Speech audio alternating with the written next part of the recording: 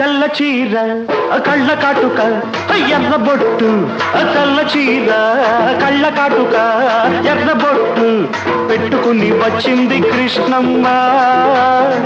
ఏదో కబురు పట్టుకొచ్చింది కృష్ణమ్మ. ఆ కబురేమిటమ్మా, ఈ పరుగెందుకమ్మా? ఆ కబురేమిటమ్మా, ఈ పరుగెందుకమ్మా?